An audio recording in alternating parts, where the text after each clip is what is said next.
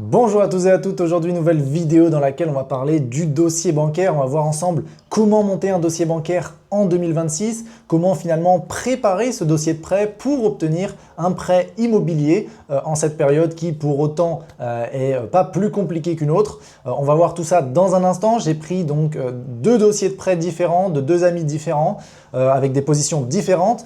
J'ai évidemment pour des soucis de confidentialité barré leur prénom, leur nom, tout ce qui va concerner leurs données et évidemment tous les logos concernant les banques et autres. Par contre, tout ce qui nous intéresse, c'est les chiffres. Donc ça, on les a évidemment gardés et on va voir finalement comment monter un bon dossier de prêt, sachant que ces deux dossiers qui ne sont pas la version finale, mais la version brouillon. Donc, elle n'est pas finalement très propre, mais elle reste super intéressante puisque c'est à partir de là qu'on va pouvoir créer par rapport à notre profil, notre dossier bancaire et finalement obtenir un prêt immobilier. Donc, on ne perd pas plus de temps et on passe de suite sur l'ordi. Donc, on se retrouve pour la vidéo sur l'ordinateur avec les dossiers bancaires. On aura deux personnes différentes avec des profils différents. Il fait super chaud. On va voir donc en première partie une personne qui a un profil de première acquisition, d'accord? C'est sa première opération immobilière, donc ça va concerner peut-être plus de personnes qui regardent la vidéo aujourd'hui. Et on va voir un deuxième dossier bancaire finalement qui va concerner une personne qui avait déjà fait deux opérations immobilières avant et donc c'était la troisième opération. Donc il y avait déjà deux prêts, donc on va voir comment continuer malgré les prêts immobiliers. Encore une fois, je mentionne le fait que mes amis m'ont gentiment passé leur dossier bancaire même si ce n'est pas la version finale. Donc j'ai pris soin de flouter les informations qui étaient importantes pour eux, donc c'est-à-dire les données, les adresses, etc. Donc évidemment, ce dossier, vous le referez pour vous, donc avec vos adresses, vos données, etc. etc. Je vais boire un peu d'eau parce qu'il fait super chaud. Et on démarre de suite. D'ailleurs, n'hésitez pas à me dire aussi si vous voulez un template de dossier bancaire. Et dans ce cas-là, pourquoi pas, j'en ferai un pour vous que vous pourrez télécharger et que vous aurez juste à compléter pour pouvoir ensuite démarcher les banques avec finalement ce dossier pour vos emprunts immobiliers. N'hésitez pas à rester aussi jusqu'à la fin de la vidéo parce que je vais donner un maximum de valeur ici. J'espère que d'ailleurs la vidéo vous plaira. N'hésitez pas à me le mentionner dans les commentaires si vous aimez ce type de vidéo où on essaye d'être un maximum transparent, sans filtre, à mentionner un peu toutes les failles, tout ce qu'on peut faire et si vous voulez que je traite d'autres sujets de vidéo. Donc on est parti pour ce premier dossier bancaire. Donc encore une fois, c'est une personne qui est sur sa première acquisition. Donc ici, on avait le logo de la banque en question. Donc n'hésitez pas à mentionner le logo de la banque. C'est comme une lettre de motivation, d'accord? Quand vous postulez chez un employeur, changez d'ailleurs la partie employeur pour un peu authentifier la lettre qu'elle est vraiment adressée à la personne et que ce ne soit pas finalement une lettre commune que vous envoyez comme ça à tout le monde. Voilà, ça rajoute un petit effet de personnalisation pour l'interlocuteur que vous allez avoir. Ici, vous mettez donc ça c'est un format qui a été fait de manière verticale sur PDF et ici on a un format horizontal. Donc voilà, deux formats différents mais peu importe, ça va être à peu près les mêmes styles de données à rentrer. Donc ici, vous mettez le titre de votre opération, donc rapport d'études immobilières locatives puisque là, la personne a décidé de le faire sur un projet locatif. Et ils ont mis donc projet à usage locatif meublé longue durée. Donc peu importe, ça que ce soit un projet meublé longue durée, courte durée, etc. Que ce soit une résidence principale ou non, n'hésitez pas à mentionner ce qui va être un peu plus facile d'accepter vis-à-vis d'un banquier, c'est un commercial. D'accord? Il ne fait pas forcément de l'immobilier. Lui, ce qu'il fait, c'est vendre des assurances, des trucs comme ça. Et donc, si vous arrivez avec des montages qui sont exorbitants pour lui et qu'il n'a pas l'habitude d'écouter au quotidien, malheureusement, vous ne mettez pas les chances de votre côté de faire accepter le dossier. D'accord? Donc, c'est souvent recommandé de mettre projet à usage de résidence principale, d'accord? Puisque c'est le projet le plus classique et donc c'est le projet qui est entre guillemets le plus facile d'être accepté, surtout lorsque vous êtes sur une première acquisition, d'accord? Vous pourrez simplement dire que vous cherchez à ne plus louer et à habiter dans votre résidence principale pour épargner d'ailleurs. Vous envoyez tous les termes un peu random et vous allez voir que ça passe beaucoup plus facilement que sur des projets d'études à idée locative. Donc ici, vous mettez forcément l'adresse de votre bien, la date et vous avez la photo vue d'extérieur de votre bien en question. Ici, vous allez mettre donc finalement les premières datas, donc projet porté par monsieur ou madame X, l'adresse en question, donc là où vous habitez actuellement, le numéro de téléphone et l'email pour vous permettre à l'interlocuteur de vous contacter. Évidemment, n'hésitez pas aussi à demander des rendez-vous avec les banquiers. Je sais qu'il y en a qui ne le font pas. Moi, par exemple, avant d'aller en rendez-vous, j'envoyais par mail comme ça. Ça fait du volume, je peux l'envoyer à n'importe quelle banque. Par contre, c'est vrai que ça convertit mieux lorsque vous êtes en entretien puisque vous avez la personne en face de vous et donc vous allez promouvoir finalement votre projet. Donc, si vous savez bien parler, si vous avez une bonne élocution, etc. et que vous savez finalement le projet que vous allez faire, eh bien, n'hésitez pas à aller en physique, faire un rendez-vous avec le banquier en question. Ça va permettre de lui de lire en même temps que vous vous exprimez et donc ça va vendre un peu mieux votre projet et surtout il va voir la personne, donc ça va rendre un peu plus le truc un peu plus humain. Donc voilà, n'hésitez pas à avoir un rendez-vous plutôt qu'à balancer juste par mail. Ici donc on a les logos donc, qui ont été floutés. On a le sommaire, donc en sommaire il a été mentionné la situation des demandeurs, le projet immobilier, l'autofinancement, l'étude du projet, donc on verra l'introduction, le quartier, la valeur estimative, le tensiomètre locatif, la vérification de la tension avec une fausse annonce, l'évolution des loyers dans la localité, la simulation, le choix de la fiscalité, les bénéfices, etc. etc. De toute façon, n'hésitez pas à mettre pause sur la vidéo pour lire, d'accord? Nous, on va essayer de ne pas non plus faire une vidéo de 4 heures pour un dossier bancaire. Le but, c'est vraiment d'être concis et le plus précis possible dans ce qu'il faut mettre. Évidemment, vous pourrez rajouter à votre sauce et prendre le temps vraiment de revenir sur la vidéo pour pouvoir le personnaliser ensuite pour vous. Donc ici, on va voir un peu la situation des demandeurs. Encore une fois, j'ai tout flouté, mais ce qu'il est bien de garder, c'est les chiffres, d'accord? Peu importe savoir comment ils s'appellent, ça ne nous intéresse pas. Vous, derrière la vidéo, ce qui vous intéresse, c'est forcément les chiffres. C'est ça qui va parler le plus, puisque c'est ça qui va vous permettre de vous projeter de est-ce que je ressemble plutôt à ce profil ou non. Donc ici, on peut voir que c'est des demandeurs. Ils sont deux, donc un couple, d'ailleurs, qui est pacsé. Donc n'hésitez pas à vous paxer si vous faites le truc à deux, ça va rassurer que si vous mettez que vous êtes célibataire et que vous n'avez rien fait d'ailleurs. Le pax ne vous engage pas juridiquement, mais c'est une petite liaison d'avant mariage, on va dire, donc qui est intéressante si vous voulez faire de l'immobilier à plusieurs, entre conjoints et conjointes. Donc là, on a les revenus mensuels nets. N'hésitez pas à mentionner que du net parce que le brut, on s'en fiche. À part booster les chiffres, ça va servir à rien puisque le banquier va vous demander le net ou bien va refaire le calcul lui-même et peut fausser les chiffres en faisant son calcul de brut à net. Donc, n'hésitez pas à mentionner le net direct. Ça ira beaucoup plus vite. Donc ici, on a les revenus, donc 2200 pour les deux. Donc plutôt un revenu correct pour la moyenne française. Donc le projet immobilier, vous le mentionnez, donc voilà, le projet s'inscrit dans une démarche patrimoniale. Nous souhaitons aujourd'hui blablabla, blablabla. N'hésitez pas encore une fois à mettre pause. Nous avons conscience que chaque décision doit être guidée par une logique saine et maîtrisée, notre volonté d'un. Et donc on a la partie autofinancement. L'autofinancement est au cœur de notre projet, l'investissement locatif, taxes foncières, entretien, etc. Donc vous mettez vraiment tous les coûts associés à votre projet. Il faut vraiment que vous ayez les calculs en main, les chiffres en main, pour pouvoir tout mentionner et qu'il n'y ait pas de questions supplémentaires de la part de votre banquier d'ailleurs. D'accord? Il faut vraiment que vous arriviez et que quand vous posez votre dossier, le banquier en question, il va réagir de cette manière. Ça a été le cas pour ce dossier, pour le dossier d'après et pour mon dossier aussi en question. Pour d'autres amis aussi qui l'ont fait, à chaque fois le banquier nous sort cette phrase c'est le dossier le plus complet que j'ai vu de ces 10 dernières années. Oui, c'est normal puisque 99% des gens qui viennent faire un crédit, ils arrivent à la banque et ils font comme ça. Donc si c'est un projet pour un couple, ils viennent à deux et ils arrivent « Bonjour monsieur le banquier, voilà, on aimerait acheter une résidence principale mais ils n'ont aucune info. » Donc ils arrivent et ils vont demander au banquier qu'est-ce qu'ils peuvent faire. Résultat, le banquier va mentionner des trucs délirants comme quoi ils peuvent rien faire évidemment, surtout aujourd'hui avec les prix immobiliers qui explosent par rapport aux salaires qui ne suivent pas du tout. Donc n'hésitez pas à vous former sur le sujet et à vraiment tout calculer pour arriver avec votre dossier en béton que 99% des gens ne font pas et arriver et que le banquier se dise juste « Ok, tout est là et donc oui ou non, j'accepte votre dossier bancaire » pour pouvoir faire l'emprunt. Donc voilà, situation d'autofinancement, hypothèse de marché, loyer prévisionnel. Donc mettez des prévisionnels qui sont quand même cohérents, n'allez pas dans le délire. Mais on verra par la suite, à la fin sur la partie, même ici, on le fera à la fin. Je vais vous donner un petit tips qui permet de booster entre guillemets, votre profil bancaire, d'accord? Et vous allez voir que c'est plutôt simple à mettre en action. Il faudra juste des amis de confiance ou de la famille. Donc là, ici, 1500, mensualité estimée pour un emprunt de 265 000 sur 25 ans, environ 1300 à 1350, hors assurance selon les conditions de taux en vigueur.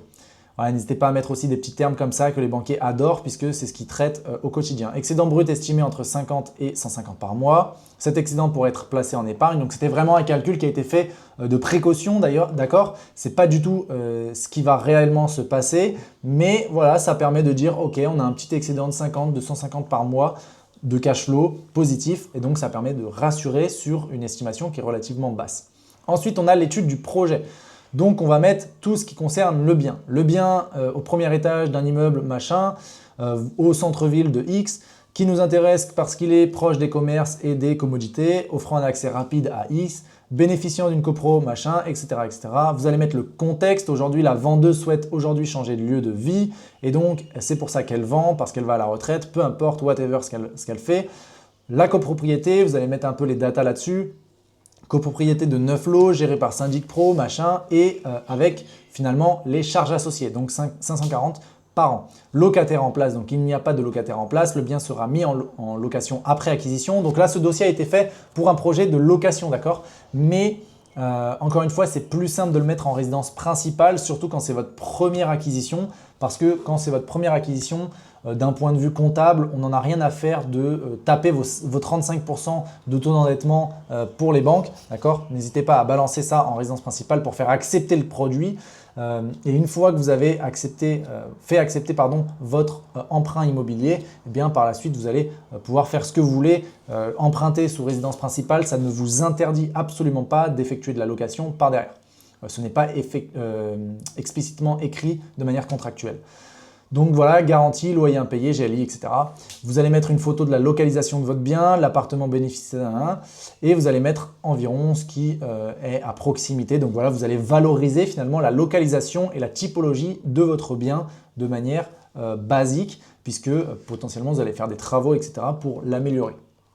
Ensuite, donc on se retrouve finalement avec donc emplacement et on va voir la valeur estimative de votre appartement. Donc il y a pas mal de sites qui permettent de le faire, comme par exemple meilleuragent.com qui va en fonction de la ville et de la typo vous mettre des prix au mètre carré et donc ça va vous permettre d'estimer environ le prix d'acquisition, etc. en fonction de là où il se situe par rapport au marché et donc de pouvoir poser des chiffres concrets sur finalement ce que vous allez faire et rajouter de la notoriété à votre dossier vis-à-vis du banquier. Donc vous allez aussi mentionner la tension locative de ces appartements puisque vous allez voir donc pareil sur meilleur taux, donc ils mettent aussi le prix à la location.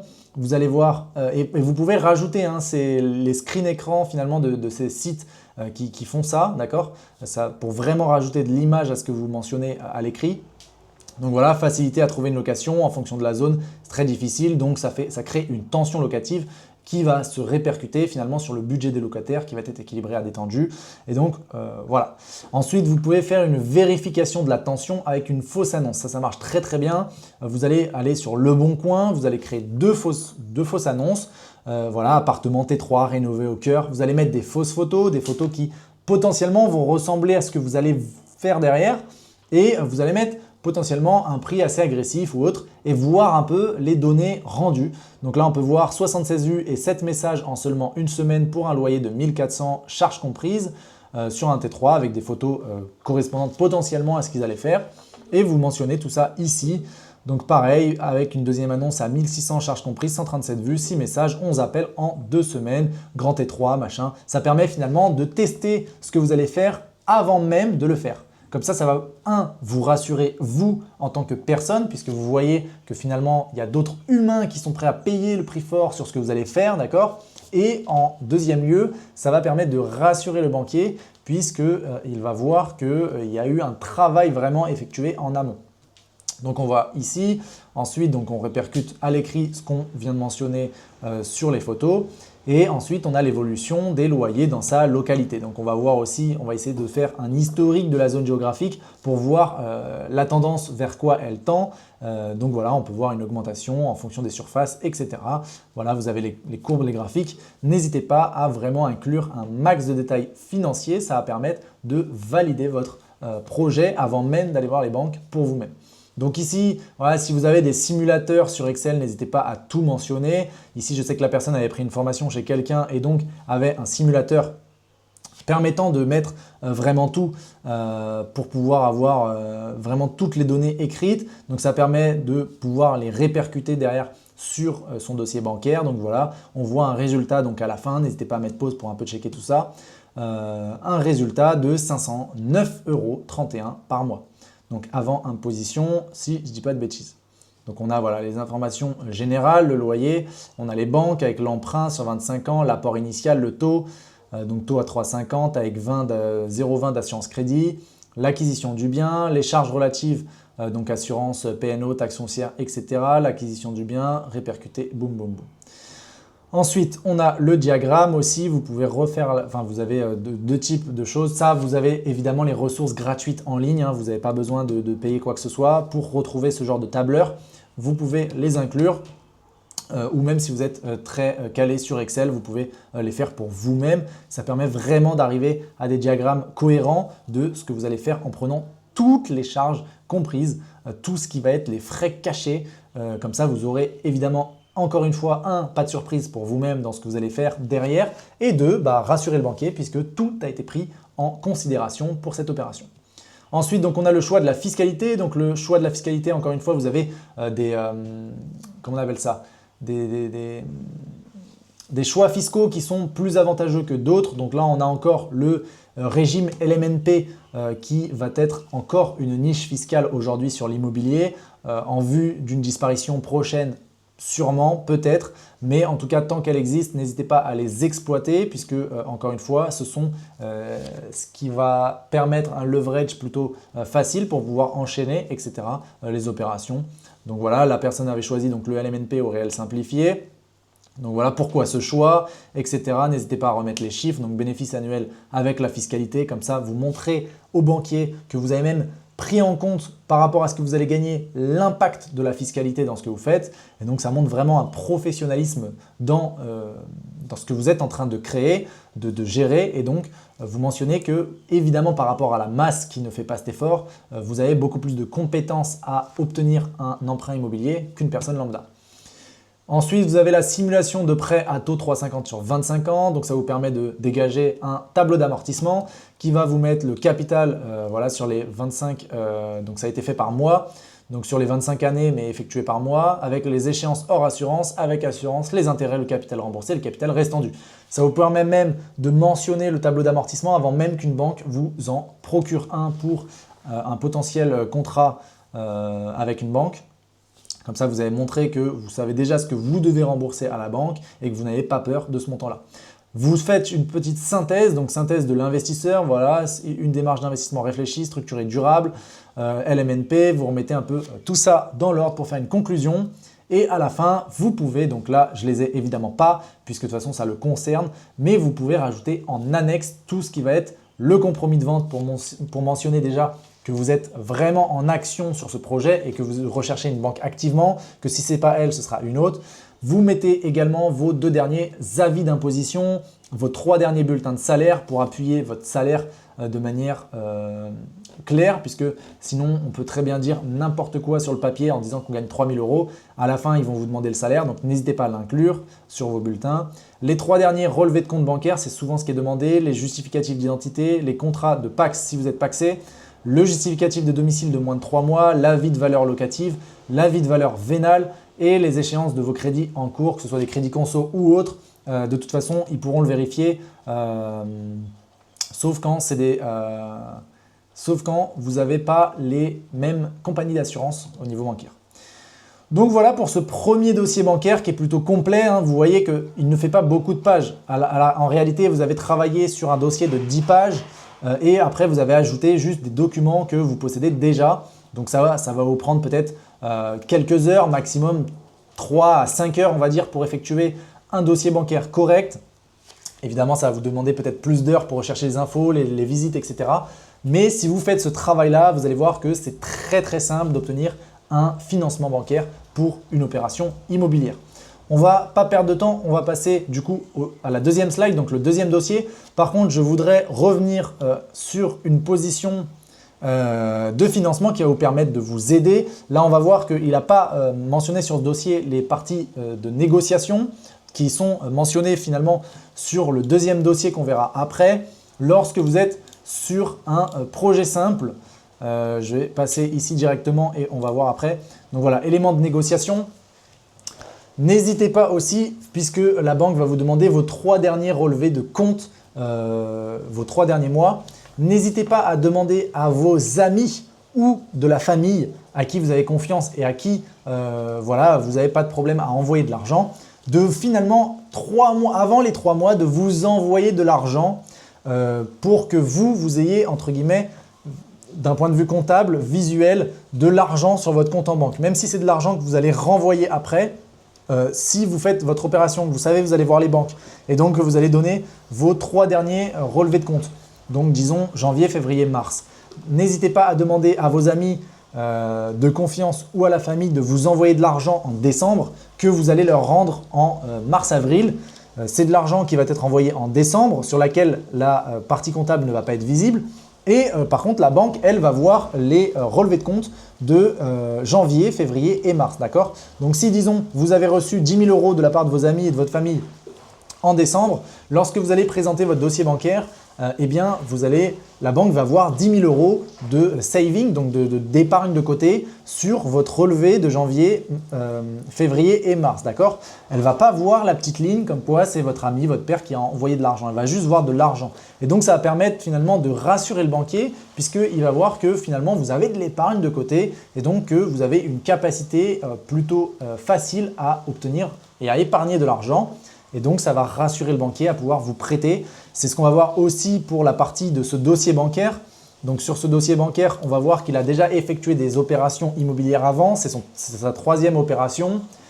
Et donc, n'hésitez pas aussi, par exemple, à faire potentiellement des bails des baux à vos amis et de booster les chiffres. Typiquement, si vous louez votre appartement, disons un T3, en colocation, et vous savez qu'il y a déjà 2 locataires en place, d'accord? Vous avez un T3, donc c'est 2 chambres, vous avez un locataire par chambre.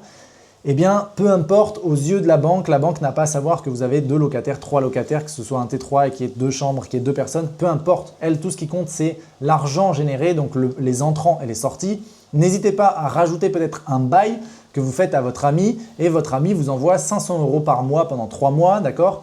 Et ça va permettre finalement vis-à-vis de la banque, ce que vous mentionnez d'un point de vue comptable, plus de loyer, d'accord? Donc après, soit vous rendez l'argent, évidemment, il y a un point de vue fiscal où vous touchez de l'argent, vous le rendez, bon, peu importe, mais vous boostez ça pour obtenir votre rendement. Je ne dis pas c'est ce que j'ai fait, je dis juste que c'est potentiellement une faille que vous pouvez exploiter pour booster un peu financièrement d'un point de vue comptable vos opérations et donc mentionner entre guillemets des excédents de cash flow plus importants qui vont vous permettre d'obtenir vos crédits bancaires. N'hésitez pas à pas jouer agressivement là-dessus puisque en tout cas tout ce que je raconte sur cette vidéo ce n'est pas des conseils en investissement, d'accord? Faites vos propres recherches, jouez avec vos propres règles, mais c'est quelque chose qui peut booster financièrement d'un point de vue comptable vos dossiers bancaires et donc tant que votre objectif c'est juste d'obtenir votre crédit et vous savez que vous allez assumer derrière, potentiellement ça peut être une stratégie qui vous permet de faciliter vos chiffres et donc d'obtenir vos crédits et potentiellement derrière de pouvoir acquérir ce que vous avez envie d'acquérir pour le faire comme vous voulez. La petite parenthèse est clos, on va revenir finalement au deuxième dossier bancaire et donc ce dossier bancaire, donc la personne a fait donc 2 opérations, si je ne dis pas de bêtises, c'est un T2 transformé en T3 qui a fait une colocation et une maison de ville dans un centre-ville qui a été divisée, donc c'était sur 3 étages, une seule maison qui a été divisée en 3 studios. Donc il y a plusieurs locataires et on va voir ça ensemble. Donc ici, première page, donc ça a été un format horizontal. Donc première page comme tout à l'heure, donc peut-être là ce n'est pas la photo qui reflète finalement le nouvel appartement ou la maison qui était en lien à l'achat, mais mentionner finalement, donc ça encore une fois c'est son brouillon, ce n'est pas le dossier final, mais mentionner la photo vue d'extérieur de ce que vous allez acheter. Projet, donc résidence principale comme je mentionnais pour pouvoir, donc lui c'est ce qu'il a fait passer, hein, c'est en résidence principale, même s'il y avait déjà des crédits sur des appartements en lien à des projets locatifs, il est resté sur de la résidence principale, comme ça c'est plus facile d'être accepté, surtout quand il y a plusieurs crédits et que c'est fait encore une fois en nom propre. Donc là, résidence principale, X pour l'adresse et la date. Deuxième, il y a le sommaire. Donc dans le sommaire, on va retrouver en première partie le personnel, donc tout ce qui va concerner le patrimoine, les informations, les baux, les photos pour finalement les autres appartements qui sont loués.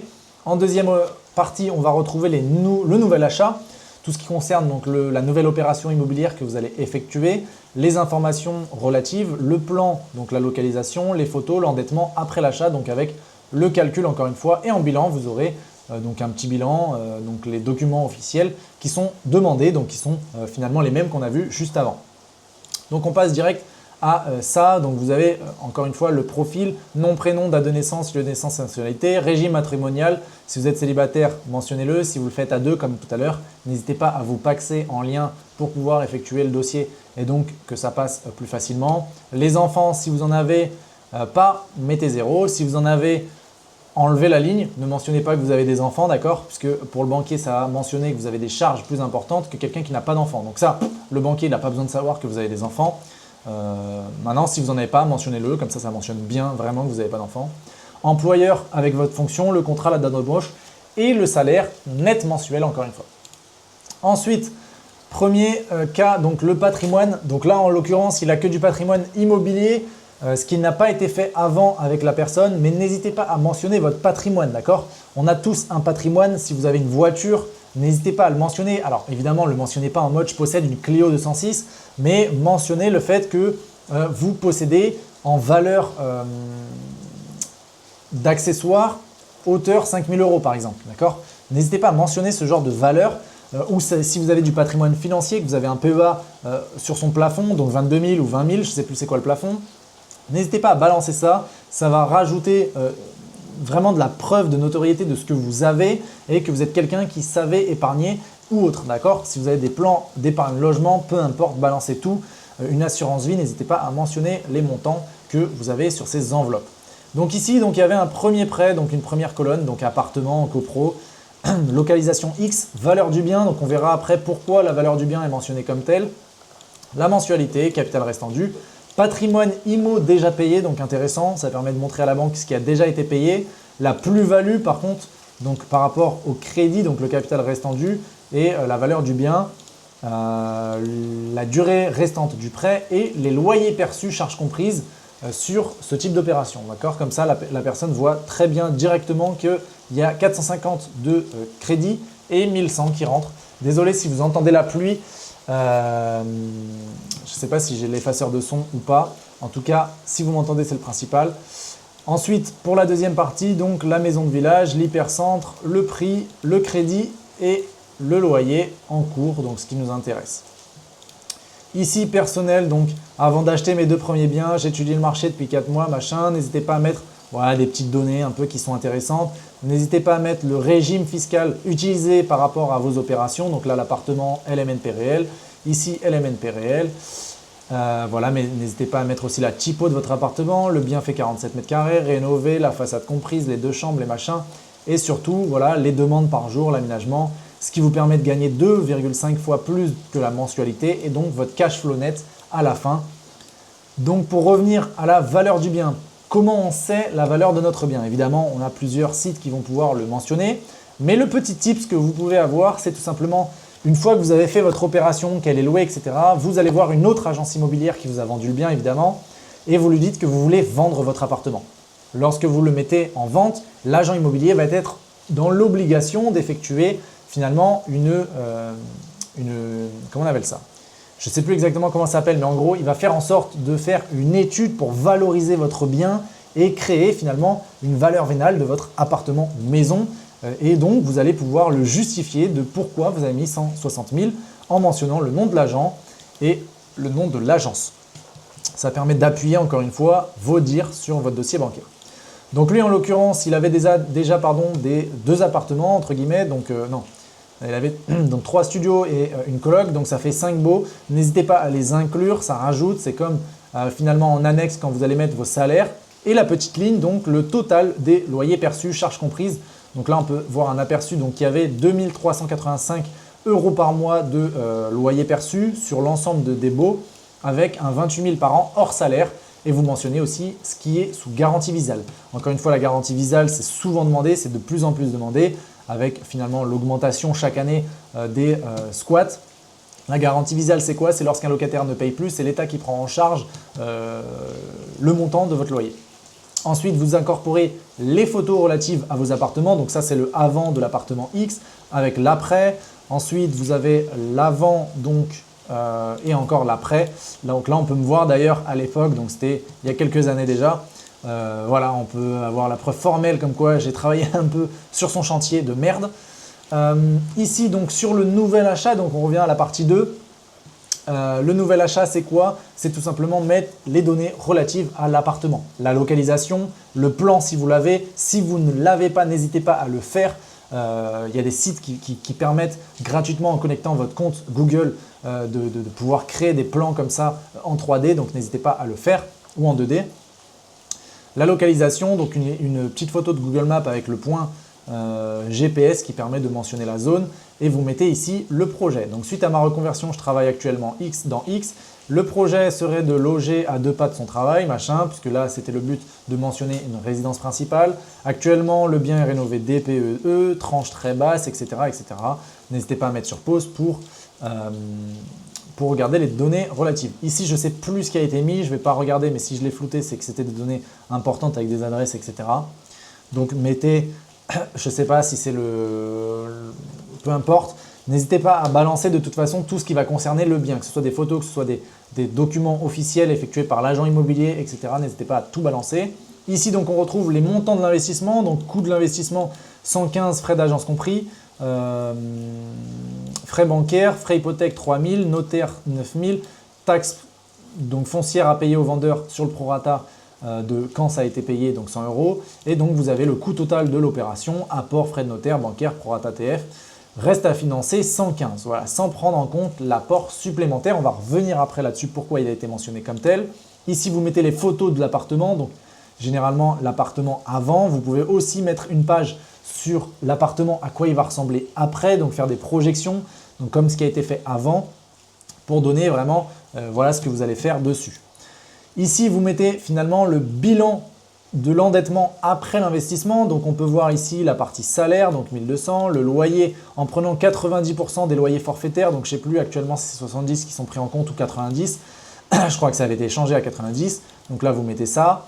Loyer X, donc du deuxième appartement ici et vous avez votre total. Ici, vous faites la même chose sur vos dépenses mensuelles. Ici, ce qui n'a pas été fait, mais encore une fois, c'est le brouillon de son dossier, ce n'est pas le final. Vous pouvez mettre vos dépenses mensuelles de train de vie, c'est-à-dire vous rajoutez la case nourriture, logement si vous payez un loyer ou bien pas de logement si vous vivez chez les parents. Si vous vivez chez les parents, n'hésitez pas à l'inclure, d'accord? Mentionnez que vous ne dépensez pas de loyer. Même si vous payez un loyer chez quelqu'un, n'hésitez pas à mettre carrément un rajout. Même si vous le payez, lui, le banquier, il aura qu'à regarder cette ligne sur vos relevés de compte, comme quoi vous versez un loyer.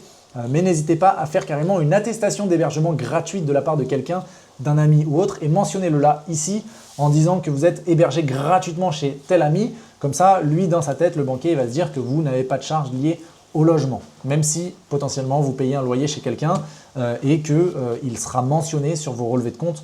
Voilà, n'hésitez pas à mentionner comme quoi vous avez un hébergement gratuit, une attestation, pardon. Le crédit 1, donc pour son cas, le crédit 2, le crédit 3 qui serait de X, et donc ça vous donne votre total aussi de dépenses mensuelles. Et donc, une fois que vous avez fait le flux d'entrée et le flux de sortie, ça vous donne un reste à vivre qui va vous permettre de donner une situation cohérente à est-ce que le projet va pouvoir être faisable en nom propre ou non, puisque là, en l'occurrence, c'était du nom propre.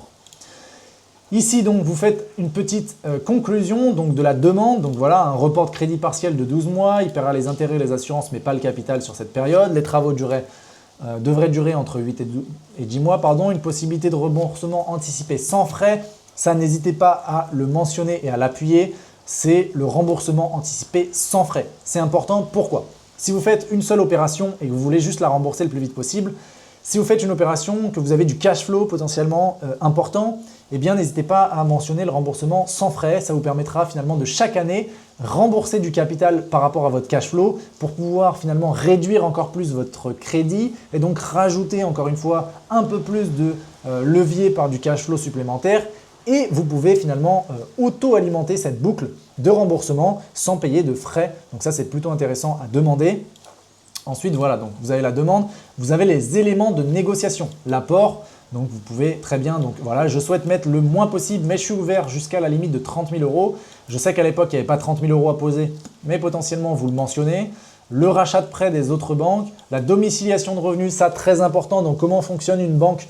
Une banque, si vous ne savez pas, lorsque vous déposez 1 000 euros dans une banque, la banque a autorisation de prêter 90% de la somme déposée par le client. Donc si vous avez déposé 1 000 euros dans cette banque, même si vous pouvez faire des transactions à hauteur de vos 1 000 euros, la banque en réalité possède ces 1 000 euros et va envoyer 900 pour des crédits conso ou autres, va les reprêter à d'autres clients pour gagner des intérêts, d'accord? Et donc en réel, vous n'aurez que 100 euros.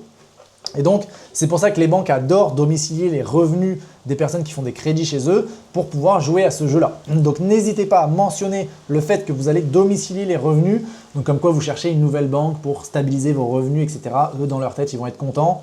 Ça permet de le faire largement de manière correcte.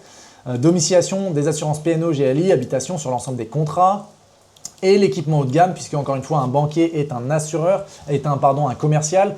Et donc, lui, son but, c'est de vendre. Il est aussi commissionné sur les produits vendus. Donc, n'hésitez pas à lui dire que vous allez acheter une carte bancaire haut de gamme, des assurances maison, des trucs comme ça. Lui, ça permet de lui dire, OK, avec ce client, je vais gagner de l'argent. Et donc, c'est un contrat donnant-donnant, d'accord? Encore une fois, sur tous ces éléments de négociation. C'est des éléments de négociation orale, d'accord? Lorsque vous allez faire votre demande de prêt et qu'il va y avoir une acceptation par la banque, il va y avoir un contrat bancaire qui va être effectué, d'accord? Un contrat de prêt, pardon. Sur ce contrat de prêt, rien ne sera écrit noir sur blanc de manière contractuelle sur tout ce qui concerne la domiciliation de revenus, la domiciliation de l'assurance, les équipements, etc. Tout ce qui a été mentionné oralement ne sera pas écrit sur ce contrat, puisque ce n'est pas le cas du contrat de crédit, d'accord?